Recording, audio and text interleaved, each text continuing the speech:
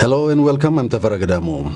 With me here today, and of course a fitting guest to start the new year with, is Haben Girma. Deaf and blind at a very early age, and in spite of the monumental challenges that she faces, Haben moves with passion, optimism, and a sense of action. Note here that she is the first deaf-blind student ever to graduate from Harvard Law. Well, she's one of the inspiring pioneers of change that I've ever met. Also joining us is her assistant, Cameron. Haben Girma, a very warm welcome to the program. Thank you. It's an honor to be here, and I'm really excited to share and learn from my experience here in Ethiopia. I know friends who are blind. I know plenty more who are deaf, but deaf and blind, that's quite a rarity. It's true. Very few people are deaf-blind around the world, and that means it's a challenge for individuals who are deaf-blind to get an education, to find ways to communicate, because there are very few other people with that same challenge to share and learn from. So, as a person with both disabilities, I'm deaf-blind, so I have limited vision and limited hearing. Growing up in the United States, I had to find ways to access written material, to access auditory material. It was a lot of trial and error. Try one thing, if that doesn't work, try another thing. And I've learned a lot through the process. Do you mean that institutions were not ready? The schools that you joined, that you went as a kid, as a toddler, when you started grade school in the United States, as far as accommodating people with double disability, if you will, like you have? Most schools in the United States still struggle to provide access. So, for example, throughout the whole United States, only 6% of deafblind students have qualified teachers. Most don't have qualified teachers. So it's a huge problem, even within the United States and throughout the rest of the world.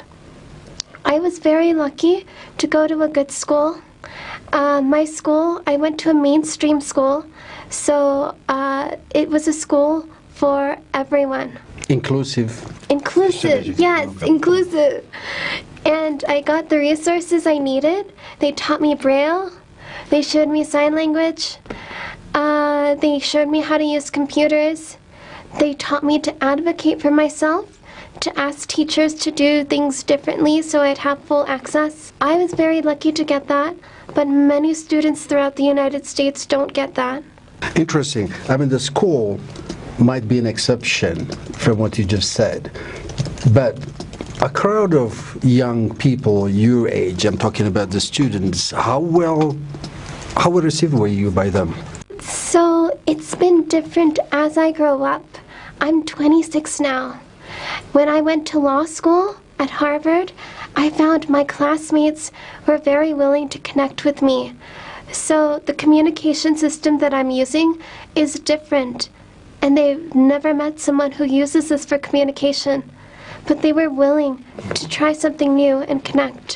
When I was younger, in high school, in college, people at that age group are still learning to grow up, and there's a lot of insecurity and a lot of fear of difference, so they were not as good to reach out and connect with me.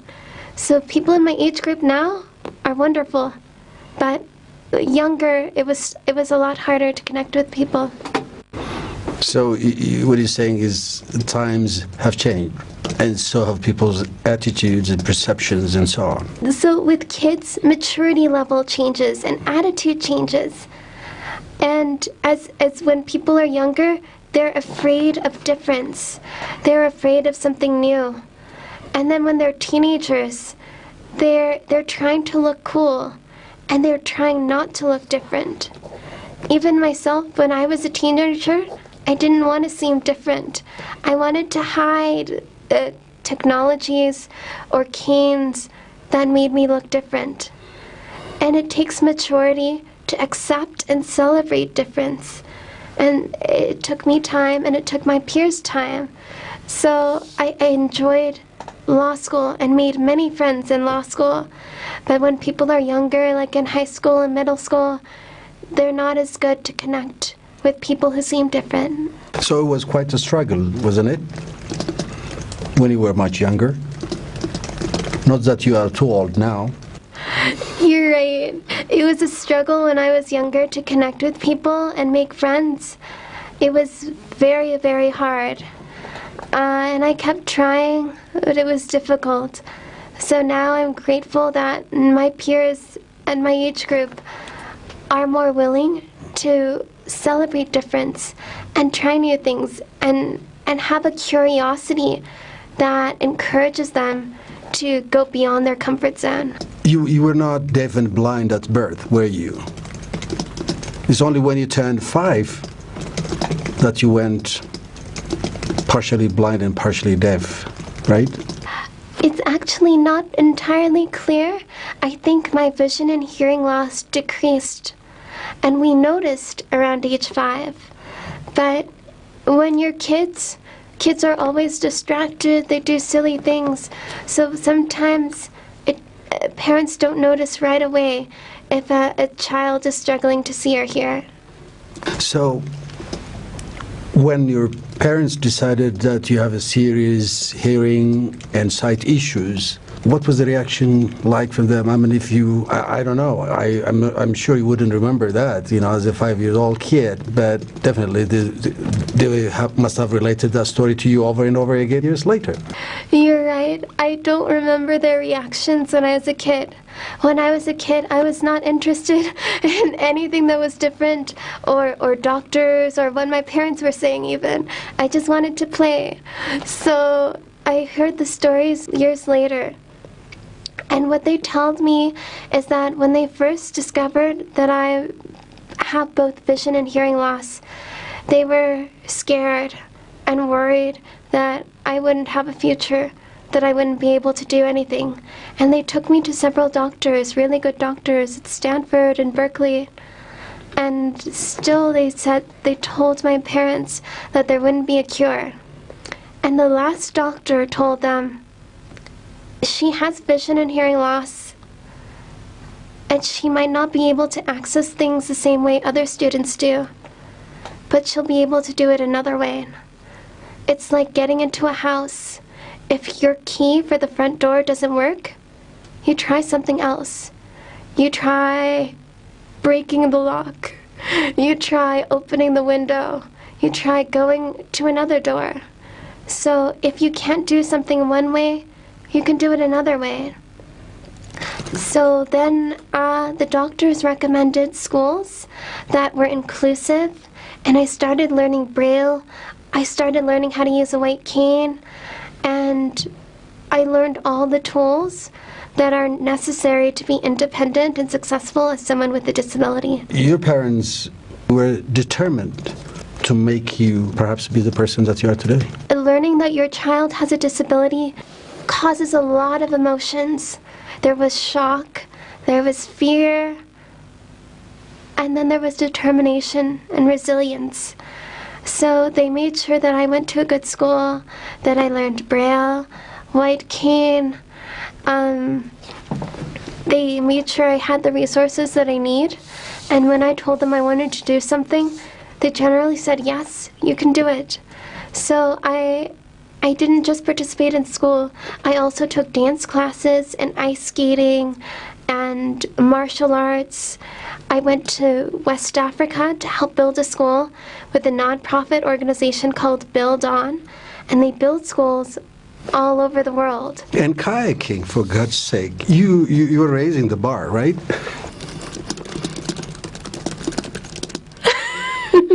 Have you ever been kayaking? Well, I did run the river for 10 days out in the middle of nowhere, the wilderness here, in what my friend, who is a river runner from Colorado, says is the queen of African river running. That is the river Gibe. So one of the boats flipped. Wow. Wow. Not your boat, I hope. No. But we rescued him, no problem. That was easy. But what I'm saying, I guess, is... Wow. You consider yourself experimental, or you want to do what others do, normal people do? I want to live my truth. So I don't want to live my life trying to prove to people that I can do whatever you can do. That's stressful. That's a waste. I want to focus on what do I aspire to do? How best can I help people? What are my skills? And how can I use these talents and skills to get back to the community? So it's not normal versus disabled, non-disabled versus disabled. It's about what does each individual have to contribute and helping that individual reach their dreams. But as I understand it, what you're trying to tell me is that I don't react to some stuff, that you are proactive in what you do, right? You live your life the way you want it, and you want to experiment too, right? I live my life the way I want it and the way I can. So I wanted to be a lawyer because that's when I realized my skills and talents are in communication and writing and reasoning, and that's one way to help people. So as a lawyer, I can best help people. And so I didn't become a lawyer to prove to the community that deafblind people can be lawyers. I decided to become a lawyer because that is something that embraces my talents and allows me to give back to the community with talents that I'm good at. There is a lot of discrimination in the United States, a lot.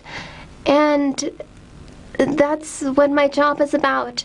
I work for a nonprofit legal center, and we help people with disabilities who've been discriminated against. If a city has sidewalks so that wheelchair users can't get on and off the sidewalks, we represent them, the people with mobility disabilities, to get access to the city's sidewalks. A website that is inaccessible to blind readers. We filed a lawsuit against that website on behalf of blind individuals who wanted to be able to have equal access to that website. Is that pending still, or? Yes, that lawsuit is pending still. I told you off camera, I think, that I grew up with blind friends. They used, what was it, the Braille typewriter, pretty noisy. Here is Silas Smooth, the age of computers. That made your life a lot easier. And without these resources that we have right here on the table, you wouldn't be able to do anything. Is that the correct assessment, I think? So if I didn't have this, what would you use? If I didn't have this, I might use sign language. Or I might use a different kind of communication. There's print on palm, where you can write on palm. There's palm on braille, where you type braille into someone's palm. So there are many different communication tools. Helen Keller went to college in an age before computers. She died in the 1960s, so before computers. So she didn't have this. So she used tactile sign language. The teacher would sign into her hand, and she would feel what the person is signing. So if computers weren't available, lots of other options exist. If you can't enter the main door, you could try a window or go through a side door. There are always possibilities. Can I use and just... You could try. Right. And here's my question. Once you start using these gadgets, there is no going back. Is that absolutely true?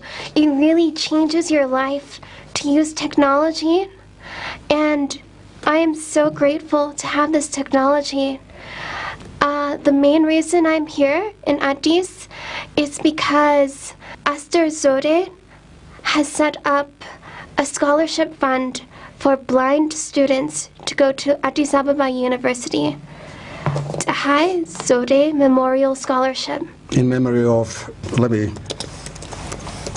In memory of her sister who died in a plane crash years ago. Yes, exactly. And this scholarship has helped so many students. And one of the ways it's helping students is to create more technology and set up a technology center at Addis Ababa University. It is all about resources. Again. Exactly. And this technology costs money. It is expensive, but it's worth it. When you pay for this technology, in the long run, after a few years, that person with a disability is going to get a job, they're going to pay taxes, and those taxes, that income goes back to the community. So it's a worthwhile investment, and it allows that person to be independent and share their talents. Would you rather have a person with a disability stay home and just hide, or pay money for technology to have them doing work and being productive and contributing to society? Perceptions need to change. Exactly. Perceptions need to change. You're a fantastic typer, by the way. Thank you. You're welcome. I am beginning to like this. Would you like me to talk with an accent? Go ahead. At Addis Ababa University, you gave a lecture, talked to women with disabilities. Some of whom have, or most of them, have of course benefited from this IZODE scholarship that Esther and her sisters and brothers created for the benefit of these girls who are at Addis Ababa University or higher institutions of learning. You've talked to them. You might not like this, but you gave a lecture, right? Did you make a difference? I believe I did make a difference. So it's one thing to tell people you can do anything, and it's another thing to actually meet a person who went through college, went through law school, and is now working and has a disability. So I know I've helped these girls by sharing my story with them, and they're going to go and work and inspire other Ethiopians with disabilities. So I had mentors when I was growing up, and they now have mentors who can inspire them. And it meant a lot for me to meet these girls and share my story with them. I think the IZODE Memorial Scholarship is going to really change Addis Ababa University and make it even more inclusive, giving voices to women who often don't have voices. You go about trying to change perceptions, influence policy in the United States, because you're very well active in some of the organizations some of them you just mentioned. You have the Deaf Blind Young Adults in Action, you have the Disability Rights Advocates in Berkeley, California, and the National Association of Blind Students, and so on. You've been very, very, very active in a number of institutions that cater for people with disabilities. Broadly speaking, what is the strategy that needs to be designed to be able to achieve, whether at a community level, at a family level, I don't know how you grade? There are many ways to change perceptions. There's no one right way, many, many different ways. And I do it multiple ways. One way is to share my story. I have videos on my website that anyone could see all around the world. And I get messages from people who've watched that story, that video, and are inspired. I've heard from parents of children with disabilities who say they've watched the video and realize that their child has many opportunities, and it gives them hope for their child that the world is still ahead of them, and they'll just need to find tools to be able to do whatever it is that they want to do. So sharing your story on the media, in writing, in spoken form, it's really, really powerful to share your story. So for example, this TV, you're helping change attitudes in Addis and bring a more positive perception of disability by sharing this story with families in Addis. So you're doing an amazing job changing this. Well, thank and you. if more people do this, that would help a lot. But when you talk to people in Addis Ababa, now that you're here, you've been here, what, 2 weeks already? When you talk to people, are they fascinated? Are they excited when they talk to you? Because it's quite rarely that people would run into people such as yourself, who use technology, who act a little bit differently perhaps, and so on. There are many different reactions. Some people are scared. They stay away, they keep their distance. They watch and they stare, but they don't come up and ask questions. Sometimes I offer them the keyboard and they're like, no, I don't type.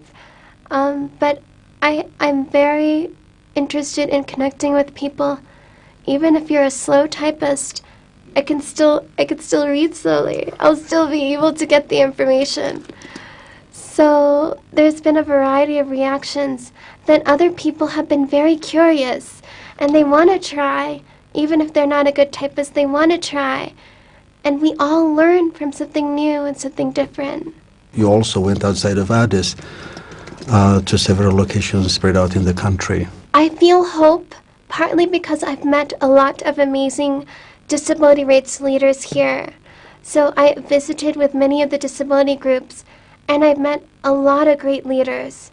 So there's a lot of positive stuff already happening here now, and I see a lot of positive change going forward. AAU, Addis Ababa University, is soon going to have a technology center for blind female students. That's amazing. Hi, Zode Memorial Scholarship, changing lives here. I went to Mekelle University last week and talked with the students there. And they are now also interested in having a technology center for students with disabilities. That's a lot to witness in 2 weeks. And I'm really honored to have witnessed this and to see these changes. It's absolutely amazing. Have you made deaf and blind persons here? I have. So today I went to the School for the Deaf and I met elementary school students who are deaf, and they showed me, what's your name? And the signs are just like in American Sign Language. This is also name in Ethiopian Sign Language and American Sign Language. I knew that there was some similarities across sign languages, but I didn't realize there were so many similarities between Ethiopian Sign and American Sign. So as you go back home, I know you're joining some institution. What is it called? So I'm going to go to Disability Rights Advocates, which is the law firm that I work for, a non-profit legal center that does disability rights work all across the United States. So I will return to that, but I will keep in touch with the disability leaders I met here and continue to share ideas and help in any way I can. Haben, thank you very much. It was a pleasure having you on my show. Thank you for having me here. You're helping change attitudes by showing the story and getting it out to families in Ethiopia.